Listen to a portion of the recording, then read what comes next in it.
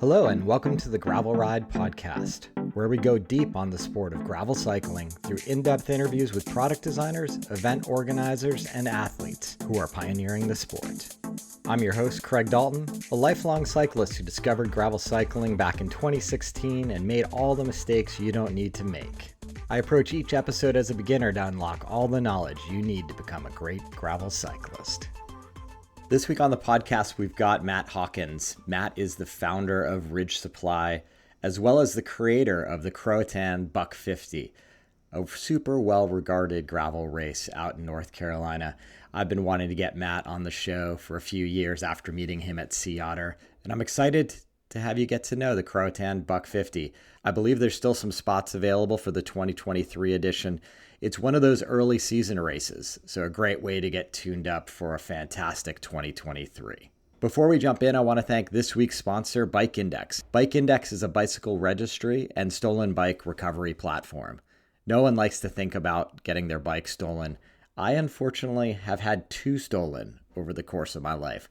One was a BMX bike when I was a kid, and I feel like that scarred me. I've always been super careful about how I lock my bike up, which is probably a good thing.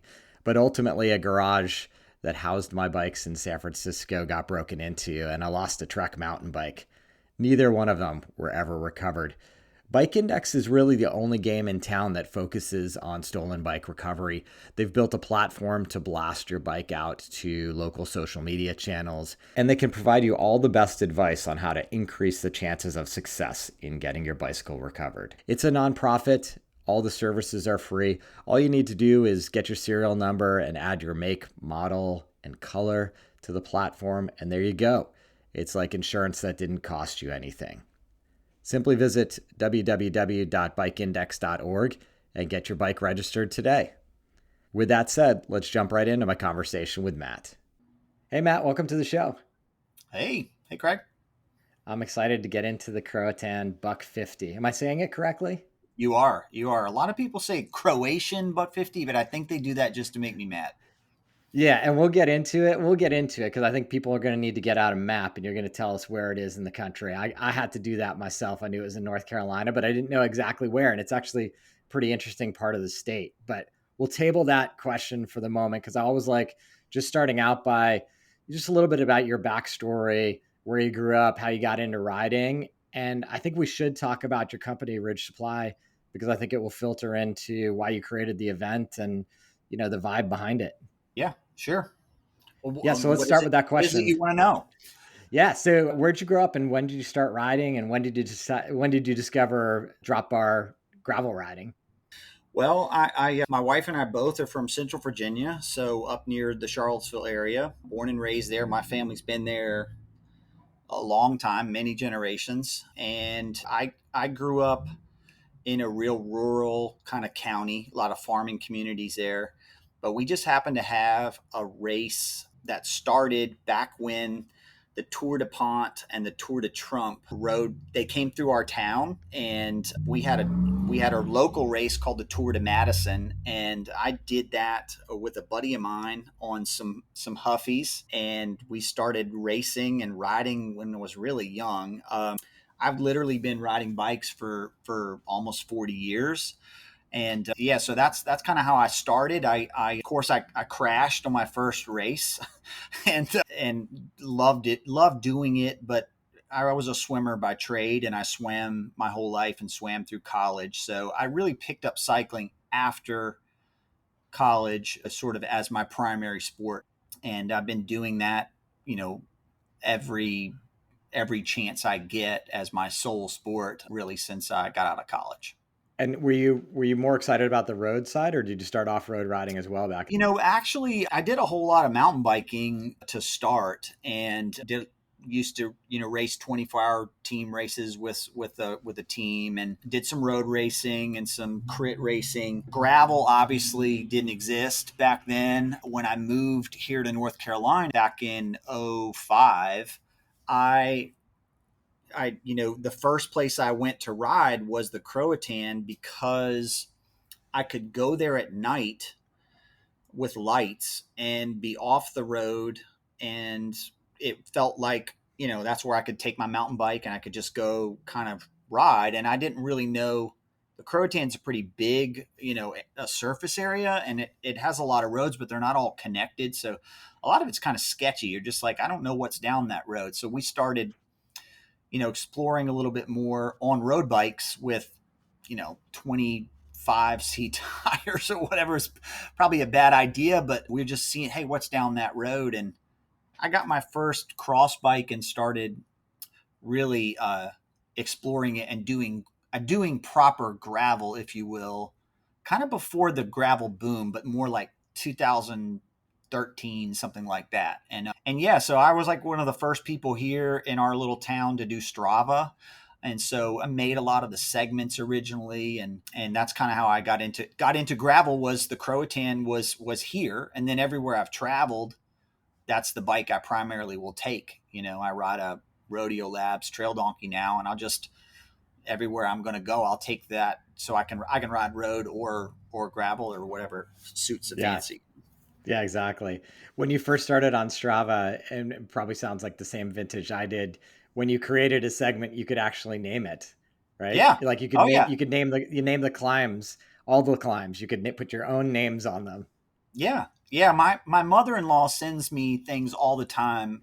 Bless her heart if she's listening. I love her to death, but she'll just send like a text message with some cycling related news article. And if you're like us and you follow cycling, it's things that you've already heard 2 or 3 days before. But when they hit the mainstream media and maybe my mother-in-law would see it, I would always be like, yeah. But she sent me this article about Strava, which I'd never heard of before. I think this was 2011. And I kind of clicked on it. I was like, oh, this is kind of cool. And I thought, well, I wonder who's using it around here. And I downloaded it might have been a beta app or something at the time. And of course, there was no segments anywhere. Everywhere I went for the first 6 months, I was telling, you got to try this, And yeah, I made all the segments in the beginning, which was kind of funny. And the GPS on your phone back then was horrible. And it was all squirrely lines, looked like spaghetti everywhere. And so, yeah, Strava's come a long way with better head units and, all that stuff. But Yeah, 100%. So it sounds like the Croatan is actually rideable from where you live right now. Is that true? yeah. So Yeah. we're surrounded by, it's 200 miles of road, a gravel road, and it's right here. It's 5 miles from where I'm sitting right now, so I can ride over there, link together all I can handle, and come back and it's open, year round. There's no closures. They're public roads. Yeah, and to position it so it's in North Carolina, but very close to the coast is what I saw, right? Yes, yeah. So we're in eastern North Carolina. It's totally flat. There's zero elevation, and the Croatan is what's called a Pocosin. So Pocosin is like an elevated section of lowlands. So there's a lot of water in there in the Croatan, and it has nowhere to go because there's no elevation and there's really no drainage. So what they did was back in the 60s, they dug canals to create the roads. So they would go in there, they would scoop out, along the left and the right side, create these canals for drainage, and then put the earth in the middle, and then they would elevate that section for the roads. And so a lot of what we're riding on is, gravel roads that were built in a swamp, essentially. So it's pretty cool. Like when I first started going in there and riding, I was a little bit like, because you can be like 20 miles from nothing, which it's really hard to say that, especially over on the East Coast. If you're in Montana or something, sure, you could maybe, but like out here, man, you can't be that far from civilization. And we have this beautiful, national forest that is like kind of weirdly isolated. We have it right here in our backyard, which is great. So it's a perfect place to start a bike race. Yeah, isn't that it's just one of those amazing things about having a gravel bike. You can just sort of explore and get into these pockets of wilderness, and in this case, pretty large pocket considering where you are. Now, Yeah. in the fort, what's the canopy like? Are there large trees in there? Are we looking at kind of lower? Yeah, so eastern North Carolina is filled with pine, and a lot of it is planted pine. So, long straight rows of pine. Weyerhaeuser and places like that own just ridiculous amount of land down here with just pine trees. And the Croatan is essentially mostly that, except for there are maybe 6 pretty big lakes that are in the Croatan. And then there's a lot of, tributary swamp creeks that are coming in and out of that.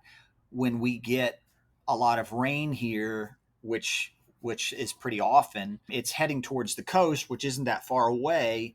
It's just that we tend to feel the sound is right here where we're at. So we have the sound and the ocean and a barrier island that's like 25 miles long. So it's all connected, and it's 3 miles off the beach basically is where the place starts. Got it. And are there other kind of off-road recreators in there? Are there, Jeepers and four-wheelers and that kind of crowd? Some of that. Mostly it's hunters in hunting season.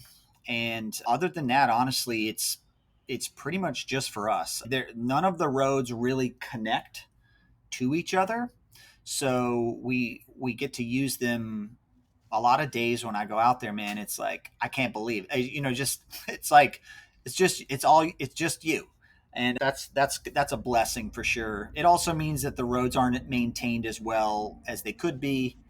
And like we had Hurricane Florence. Sorry if you hear that helicopter. It's the sound of freedom here. We got the Marine Corps here. So the Hurricane Florence in 2018, which was yesterday, 2018, I mean, we just got devastated, and we still haven't had the roads fixed since then. So that's been 4 years. You just can only imagine the amount of potholes and damage and stuff that's there. But that's what makes our race a little interesting too, is that you never know what the roads are going to be like.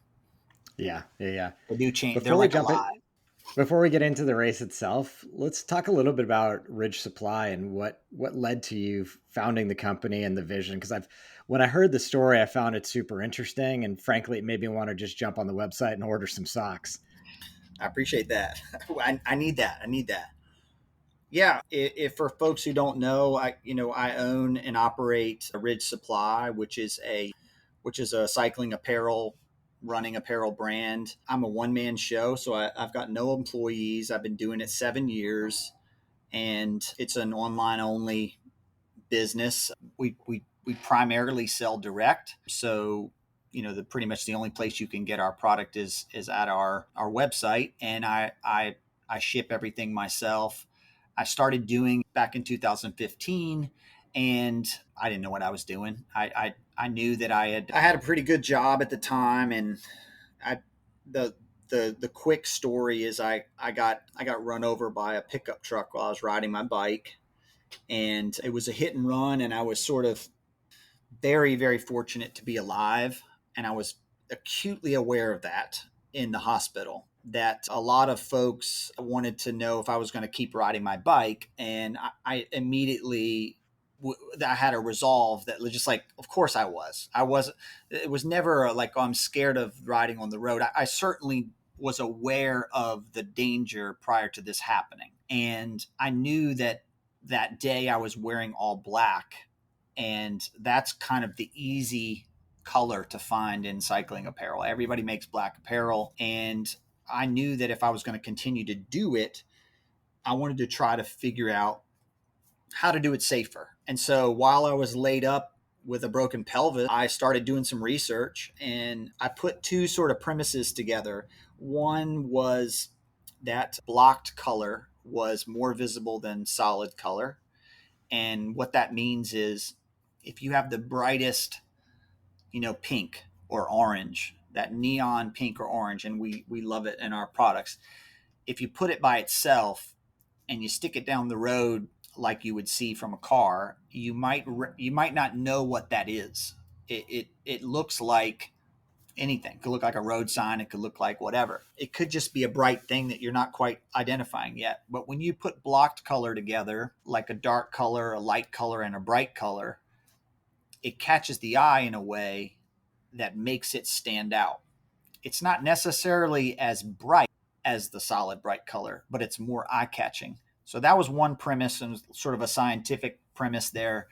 And the other was biomotion mechanics. And what that means is that the human brain recognizes another human's movement And when that happens, that brain will then acknowledge that that's a human and treat it like a human. And I think what happens in cycling, the phenomenon that we all experience when we're riding, is we're not treated like humans at all. And it isn't because people are driving around saying, oh, curse these cyclists, It's actually that when they're driving, they're just not acknowledging that thing that they see is another person. It's just an object. It's not dangerous. But when you think that that's a person, you notice it's a person, you will then, you don't want to run somebody over. That's not what anybody's trying to do. But then you will start acknowledging that that's person, treat them like a person. So I took those two premises together and I said, well, I knew Defeat is here in North Carolina. I'd been to visit them and I was kind of their neon poster child after my accident. And I realized like I could make my own sock. All I had to do was make 72 pair. And I took the most trite design. If you're seeing this on YouTube or something, it's right behind me. But I took the Blue Ridge Mountains that I grew up with in Central Virginia. Everything is Blue Ridge, Blue Ridge, Blue Ridge. It's the most trite, non-original thing I could have come up with, but I'd never seen it in a sock. And so I took that design, and a contour line also was something I had never seen. I'd only really seen straight. They're easier to knit, straight or vertical lines. So I took that contour line. I made this 5-color sock, and that was my idea, was like, if I make a bright, eye-catching multicolor sock and it's moving all the time, there you get your biomotion, you get your most visible. And yeah, so that's what I did. I mean, I did that in 2015. I had no idea what I was doing. I thought, man, if I could just sell these 144 pair that I ended up buying the first time, maybe I could do a sock of the month club or something. I had no idea how to ship them, nothing. And I made a phone call to a buddy who owns a bike shop, and he was like, oh, this is great. I'll buy 6 pair. And I called another buddy who owns a bike shop, and he was like, I'll order 18. And I was like, oh my gosh, whoa, I've sold 23 pair. What am I going to do? How I was just panicked. And so I really worked hard for like a week, and I like created a website and got the shipping integrated. And I did all these things back in 2015. These tools were just becoming available to people like me who really didn't know what they were doing, but they're pretty dangerous on a computer. But like, I can't do code, and I could do all these things like sort of cookie cutter and just like work hard at it and do it. And so that's how I was. It was just dangerous enough to get them sold. And then I sold them within 2 weeks. And then I was like, well, I'll just take that money and I'll reinvest it in a new color, and I just keep flipping it. And that's how my business started in 2015. And I literally never put another dime into it. I bet I was able to do that for a while still having a regular job. And then, slowly but surely it's grown to the point where, I think a lot of people think Ridge Supply is a lot bigger than it is, but you got to sell a lot of $17 socks to make a living. And I'm fortunate to sell a lot of socks. So that's what I do, which is kind of crazy when people ask me like, what do you do? I'm like, I sell socks. And they're like, well, what do you do for a living? I'm like, I sell a lot of socks. I don't know. I mean, that's the deal. I love that, Matt. And for the listener, like I'll put a link to Ridge Supply so you can check out the colorways and whatnot. And I think it's the type of design that once you see it, as you said, you've iterated on the colorways numbers and numbers and numbers of times now, and there's lots of different options there. But the core elements are generally the same. That skyline design that you talked about early on from the Blue Ridge Mountains. So it's super cool and visual. And I think I also heard you mention to others that you do find that people talk about their socks, which I think is interesting, and and probably a great way that has helped the company grow. Yeah, I mean, absolutely. I had no idea the community nature that was being created, and then the viral's not the right word, the personal connection that the socks would make with other people out in the world. Like, I'm always blown away at the number of new customers that Ridge Supply gets every month that I'm not advertising to get them. They're coming through grassroots, people on a group ride, people seeing something on Instagram, people telling somebody else about them. And that excitement around it is something that is the blessing of why this is actually a business and wasn't just something I did and I can't take credit for it, because a lot of that is timing and the mistakes or risks that were taken early on with the business that worked at the time when nobody else was really doing that. Now in revisionist history, it looks like, wow, you really knew it. I didn't know what I was doing. So I can't sit back now and be like, yeah, look at this. I still just in awe. My wife and I will look at each other sometimes and be like, what is going on? Like we both had, big time jobs and corporate blah, blah, blahs. And all of a sudden it's like, we sell socks for a living and it's bizarre. It's a bizarre life, but I think I got the best job in the world for me, so. Yeah, that's amazing. And I think as a consumer, we all appreciate like the transparency and authenticity of business owners. Like now that I've heard the origin story about why the sock design is the way it is, you better believe if anybody asks me about those socks or says like, oh, those are kind of cool, I'm going to tell them, oh, they were designed for increased visibility. And there's no doubt in my mind that customers relay that story if they hear about it, because it's just an interesting talking point. Like, yeah, most socks are boring. These aren't. And I appreciate that. And, not everybody can listen to a 45-minute podcast to let me get long-winded about telling that story either. So it's hard to get that message out there. I assume everybody knows it, but of course they don't. And so I'm happy that you brought it up, because it's not marketing. It's the last thing from marketing. It's really the kind of the core design philosophy of what I do. It isn't just, it's either mountain related, so like the names, the style, the design is kind of mountain related. It also has that 5 color. I try to do 5. Sometimes I can't, that's my brand identity. I don't have a logo that people recognize. I don't have a text that somebody's like, oh yeah, it's that. And when I started that in 2015, nobody was doing that. And so when you see my socks in a picture, they really stand out because of that branding. And that I like to say, like, like a dog who like peed around my tree so many times. Like you come near that tree, you're like, oh, that's Rich Supplies tree. Well, and it's because that's what that did. And I didn't know that's what was going to happen. But now it's funny. Like I have like social media watchdogs out there. If somebody does anything with 5 colors or contour lines, I get these text messages like they're stealing from you. It's not that. There's only so much you can do on a sock. That's not really what happens, but that's what's made it unique. Is it you can tell what it is without seeing the words or some, a swoosh logo or whatever. Yeah. I love it. I mean, the listener well knows that I can geek out about the basic business behind any enterprise because I love it. I'm fascinated by it. But I definitely wanted to transition to the Croatan Buck 50 and learn more about the event. So when did you get the idea for it, and what was the inspiration? Why, it's a lot of work to put on an event, as you can attest. And why did you tackle that? Well, I mean, ignorance is a great motivator to do something ridiculous, because I had no idea. I don't think I'd ever volunteered for a race, and nor had I ever put one on. I'd done a lot of them. I just knew that our area was kind of unique. Gravel was something that it hadn't quite taken off yet.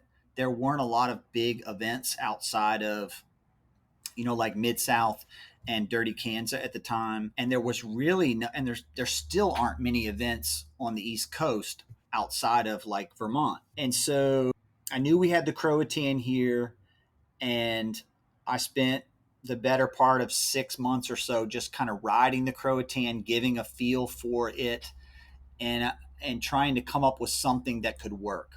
The one challenge we have because we're on the coast, you can't go, in our case, south, because we're south facing, which is kind of strange. We're like Long Island, when you go south, you go into the water. So we don't have options for loops. You kind of go into the Croatan, and the way that it's structured with its lakes and its swamps and stuff, some of the roads just don't go anywhere. And they're really kind of like fire access. So we couldn't do like a traditional loop like you would normally, like almost every course is. So we had to do an out and back, which that's interesting. Nobody really does that. And I wasn't sure if people were going to like that. And so I kind of wrote it enough to I was like, you know what? I don't hate this. I could do this, and enjoy it. And it is different. An out and back's always different. It's going another direction, a different view, different thing, different turn. So, but yeah, in 2017, I did that. I had a buddy at the time that was helping me kind of promote it, and we got it started, and we had 250 people, I think, in 2018 come and do it. And I, like I've told some other folks too, like I had no idea what I was doing. And a lot of bike races, you just kind of show up, they start you, and then you finish. Sometimes there's timing, sometimes there's not. If you're not on the podium, you just kind of, you know what I mean? Like there's nobody there to finish. I finished races before here locally where I got back to the finish line and there was literally nothing there. I've won events like that where I'm like, there's no finish line, there's nobody to document it. You just ride across and you're like, I won. You don't win anything. You're just the first person to finish. So with this race, we just winged it that first year. It was a success. People loved it. We do start and stop at the Speedway here, which is one of our crown jewels. We have a NASCAR short track. If you don't know what that is, it's essentially like, less than a half-mile track. And it is, they call it the nicest one in the country. And the reason that is it's built like a speedway where it's got like 8 or 9 bars. It has grandstands. It has towers. It has a restaurant in the middle. It's got a garage. It's amazing. But we are able to use it for our start and our finish, and it provides this ambiance about the start and finish in a way that is real communal and has the right vibe. And it's right beside the Croatan. So short little paved section to get out there, and then you're in the woods. And just that combo together was it just worked in 2018. Yeah. And was it a 150-mile race only, or did you have other options in Yeah, that no. first So one? we have three. We call it the Buck 50 because there's a 150-mile race. We have a race called the Buck, which is 100 miles, and we have a race called the 50 that is 50 miles. The first year, we basically had a course that was almost 50 miles, and we did 1 lap, 2 laps, or 3 laps. It's a mass start. Everybody started at the same exact time, and we had sections of the course. It changes every year. The course changes a little bit every year, but that first year, we had this section of road that was really primitive and abandoned road that had a lot of potholes, a lot of mud holes, and we called it Savage Road. And that was a section that was about 3 miles long that really broke the race up. It was the animated piece. And that was a big hit. We were able to use that the first 2 years. And since then, we haven't been able to use it, which is fine. And we've changed the course a little bit. But now we have 3 races.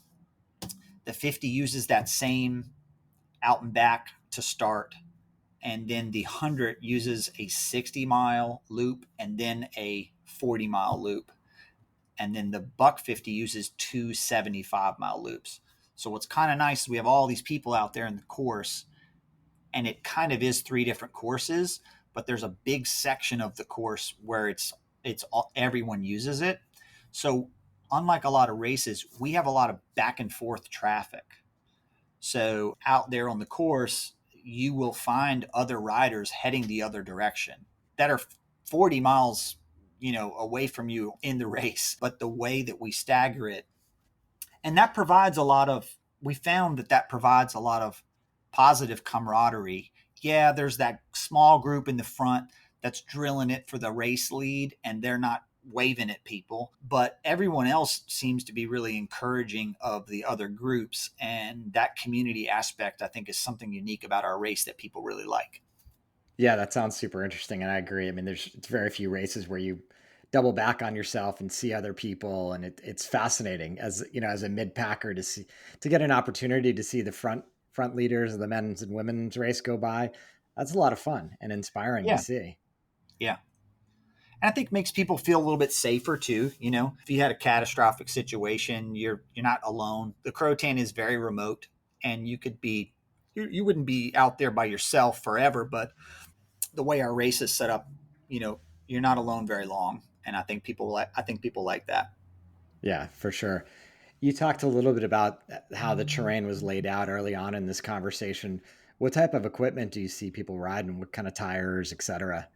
Yeah, the more I've traveled around and done other races and stuff, people that have never done this race, they just don't believe that this terrain exists, and they've never really ridden terrain like this, because it's perfectly flat. And what that means for you is that you never are able to coast, or there's no climb, so there's no descent, and you never stop pedaling. And in the course of a 50 mile, even just a 50-mile ride, it can really drain you. When you do 150, it's a serious effort. So as far as gearing and stuff is concerned, you could literally ride, you could ride road gearing here and be fine. But a lot of folks, this is a great single speed course, because if you get the right gear that's, the right cadence you want and can get you at the speed you want to go, you don't need to change your gear. So it's a perfect course for just grinding out on a single speed. Tires, we've got really good surface that is not like sharp rocks at all. It can be a little sandy at times. So a little bit of volume is important, but I mean, the race has been won on like 35s and 32s. So I wouldn't ride it on a 32 myself. I ride like a 38 and I feel fine on that. But I ride a slick out here all year round. So Okay. even if it's wet, a slick is fine. Our corners are our corners are a little sandy, so tires tend to not do anything for you. You just got to take them a little gingerly. If you go in a corner too hot, you're just going to eat it. But we don't have many corners, so a lot of the roads are straight, and what you really have to do is find your line. That's the other thing you can't ever explain to somebody until they come and do it. We have we you call them potholes, but like we have small indentations like a pothole in the gravel, and they're everywhere. They're everywhere. And so imagine you're in a group of 800 people and you're 9, 10 riders back. You're not going to see any of that. And all of a sudden you're just like, bam, you hit the bottom of this pothole with your rim. It becomes this thing where as the course opens up and as people start to spread out, picking your line, it's like a snake, and it just winds around, and the groups are all doing it. You can be on the left, you can be on the right. If you're in the middle of the road, it is a nightmare, because there is just no way that you're not going to have some catastrophic pothole in your way. It's a weird kind of way to race your bike, but one really cool thing is like you'll never calm down and just like tune out. You have to be on the razor's edge mentally the whole time. And I think that's actually a great way to gravel race, because if you're just, you always talk about people like, I just had to grind through this thing. It was so boring. Like, this course is not boring. It's flat and it's an out and back. And that sounds boring to people until they do it. But then when they do it, you throw in these potholes, there's something special about it. A heck of a lot of pedaling and a heck of a lot of attention required, it sounds like. Yes. Yes. When you think about the event, were you looking to put something on the calendar that attracted sort of a highly competitive crowd, or what was kind of the vibe and intention of the race design in your mind? Yeah, I set out to create something that could be the first gravel race you've ever done in the 50, that is like, like even if you're going pretty slow, you can complete that course in 4 hours. And I felt like 4 hours is like, if you're really riding and training some, you can do that. Even if you never train more than two, you could still pull out a 4 hour effort. The Buck 50 was always going to be a challenge just from a time perspective, because like even the fastest people who are blazing this course at like 21 and a half miles an hour, they're still in the 7 hour range. And that's goes all the way up to 12, depending on who's doing it. What I tried to do was make a race that, and this is the magic of the Croatan being flat.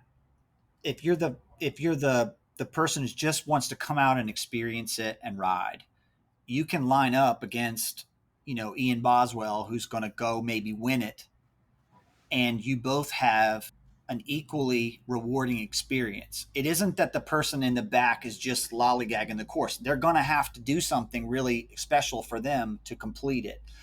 But the people at the front are going to get this unique experience of a March race that doesn't have crazy elevation, doesn't have, high altitude, doesn't have extreme weather, and yet it's hard. But it's just hard enough for wherever your fitness is at. And I think that's one of the sweet spots. And we don't bill it. I know it's called the Buck 50, but we split it about a third. So we have, a third of the people sign up for the 50, a third of the people sign up for the 100, and a third of people for the Buck 50. And one of the unique things about our race too is like we let you switch the distance up until a month out, because people will sign up and then they'll be like, my fitness isn't what I want it to be. Or they maybe have a great winter and they're like, you know what, I want to bump up from the 100 to the 150. So we allow people to do that and change it on their own. And that's been a big blessing, because we were seeing 150 people change, which is a nightmare for a race director to have to deal with all that. So we just let them do that one bike reg until January. Nice. Yeah, it's interesting that March date on the calendar. I think it's such a great focal point for your energy, like through the winter, to say, I gotta stay fit because I want to do something big in March. And it just sets the table for a great year on the bike, I think, if you're fit at that time. Yeah, I think people so registration just opened up yesterday and on the 15th of September, and it's a long way out, but it really isn't when you think about your holidays, your New Year's, all these things. And people do use this as their carrot. I know I do. I use it as I got to get on Swift. I got to do another workout. Even though I don't ride it, I just know that that's what people do. And then it's not you want to come out of your, to start your season at the Buck 50 and be blazing, but that you don't really have to perform at a weird, extreme level. You just have to grind. And that's kind of a neat way to start your year too. And I think it's worked for people that really want to set a goal, an early season goal, and then pick up their June and, July things later because they built that base. Yeah. It sounds like from your description that the racetrack has just created this very important piece of infrastructure for the overall event. How are you kind of harnessing that? Obviously, like a lot of gravel events, try to foster a nice after race party or an event or experience for the community. How have you kind of managed that, and what should we expect when we show up? Yeah, we're super blessed. We've got all of these things in this background where you're on this NASCAR, short track. It's paved. It has a pit lane.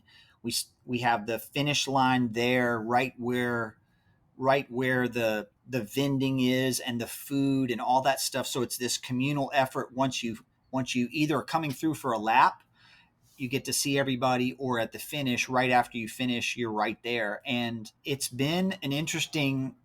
evolved, but it's been an interesting environment because we also have free camping there on site. So basically, like, you can literally come in there the night before, pitch a tent inside of the track, wake up, you're basically at the start finish line, and start the race. It reminds me a little bit of some of the mountain bike events that you get to do where camping's involved. But we offer, meal afterwards and beverage. We typically will have like a beer partner that'll have beer. We do like a full catered buffet style meal, which is kind of nice because it just where we are, it's not like we got 900 people, there's not a lot of restaurants and stuff. You can't just like say, hey, go get yourself something to eat. We kind of have to provide it. So we do that. And the big thing that, because of Ridge Supply and because of who I am as a business person, if you will, like I've always tried to set out to make this race a value, even though it's not an inexpensive race. I feel like there's peer races that are of our size or bigger that are more expensive, and the return that you get from the Buck 50, I've always tried to maximize the return and make every decision that we make, that I make about the race is rider focused. Because I think what happens with race directors, and I'm not pointing any fingers at anyone else, I'm saying this happens to me. You get this registration, you sell your registration, which is great. Then you have to provide services with that revenue. And the amount of services you provide, there's like a minimum. And a lot of folks stop there. They're just like, this is all you got to do. And what I try to do is give back enough, in services, but also in product. We give away a huge swag package. Nobody does this, but I do it because that's what I do. I sell stuff, But like this year, when you come and do this race, you're paying for the entry, but you're going to get basically everything that we do is fully custom just for racers too. So it isn't like you can buy this on the website or somebody printed a koozie and gave it to you. It's like you get a custom pair of socks. You get a custom race tee that is not like your typical race tee. It's a legit piece of garment. You get a finisher's hat when you finish that's specific to your race. You're going to get a pair of gloves that are custom long-fingered hand-up gloves that you're going to get. You may get some other things that I'm not going to say out loud what they are. Those things all add up. It's well over $100 worth of stuff. You get a meal afterwards. You get beverage afterwards. You get free camping. It isn't about what you get back, but when you do all those things, and then the value of the race experience in itself is what it is, and people do really enjoy doing this event, I hope that they tell other people about it and then they want to come do it again. Otherwise, it's a giant waste of time. I've found that from a race director standpoint, if it stretches me a little bit, where I'm kind of like, oh man, I got, when you have 900 people, every dollar that you spend is $1,000, and those add up very quickly. And there's a lot of times that feeling that you have, you're like, well, I don't have to do that. They don't really, you don't really need that. That's almost the surefire indication I needed. And the one thing we don't do that a lot of big races have, I really don't have any corporate partners. I don't sell sponsorship. Nobody's presenting this. And I like that because it keeps it, the vibe is the right vibe for March. I don't think a March race should feel like the world championships of anything. It's like, bro, you're just coming out of hibernation in the Northeast. This is your first time to see the sunshine and you want to ride your bike, but you don't need all that pressure yet. And so we try to keep it like that. And I think it's translated. I think the racetrack does provide that. And that's kind of what we use it for. It's just a backdrop. We really don't, you do get to ride around it and finish. And you come in and out of it to do your pit. But yeah, I'm not sure if I answered that question correctly, but that's what you did for sure, Matt. No, I love it. And I do think, by my likes, again, like it's come to me through a number of different sources that this is a fun event if you can get it on your calendar and you're close to the East Coast where you can get there. So I think you're doing all the right things, and I'm happy to have you on the podcast and just hopefully expose this race to a broader audience. I really love the idea of encouraging people to travel to ride gravel in different parts of the country, because as you expressed early on in this conversation, it's such a unique part of our country that has these funny little attributes that you're not going to experience elsewhere. Yeah, I appreciate that. It's when you live here, you're kind of like, why would anybody want to come here and ride our little gravel? And then you make the bike race and then everyone's like, it's amazing. And you're like, really? Is it? And that's kind of been an eye opener too, is that you realize that it is unique. Our terrain is unique. And I spent a lot of time in Vermont. I spent a lot of time in Colorado, kind of all those kind of areas. And like, you can't mimic those things. They are what they are, and they're amazing. It's just that what we have is just like squished flat. and you can get away from everything in a way that is just kind of bizarre. There's no homes, there's no buildings, there's no nothing. You're just on a gravel road in the middle of a forest as far as your eyes can see. And that's kind of cool. Yeah. And thank you for just putting a hand up and creating this. I mean, I always like to express that sentiment to event organizers because it's hard work, but I know it's a love story to your local community and the trails that you've explored the last few years. Yeah, I appreciate that, man. Yeah, I mean, Yeah. I would do it again if I knew, but if I knew it was this hard, I would think really hard about starting it. I'm glad the ignorance is prevalent for me. It totally is. It totally is. I don't think you start a business if you know everything you're going to have to go through, and you probably don't start an event either if you know everything that's in front of you. But exactly. Cool. Thanks again, Matt. I really appreciate it. Thanks, Craig. Appreciate it. That's going to do it for this week's edition of the Gravel Ride Podcast. Big thanks to Matt for coming on board and talking about his backstory for Ridge Supply and that amazing sounding Croatan Buck 50 race coming up in early 2023. Big thanks to Bike Index for supporting the show this week. And big thanks to you for listening.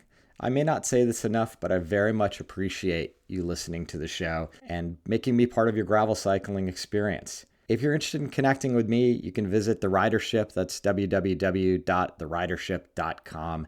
It's a free global cycling community where you can interact with gravel cyclists from all over the world. If you're able to support the show, ratings and reviews are hugely appreciated. Or head on over to buymeacoffee.com/thegravelride if you're able to contribute financially. Until next time, here's to finding some dirt under your wheels.